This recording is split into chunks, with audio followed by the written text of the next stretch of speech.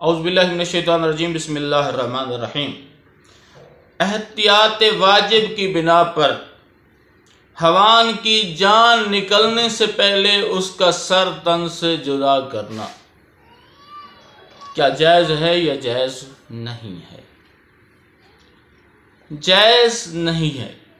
جب تک اس کی جان نہ نکلے اس وقت تن سے سر جدا نہیں کرنا چاہیے۔ اگر تیز دھار آلے کی وجہ سے سر تن سے جدا ہو جاتا ہے تو حیوان حرام نہیں ہوتا۔ اگر سستانی صاحب لکھتے ہیں کہ اگر آلہ تیز تھا اور آپ نے اس پہ گردن پہ رکھا، گردن کٹ گئی، تن سے جدا ہو گئی تو جانور حرام نہیں ہوتا، لیکن احتیاط واجب کی بنا پر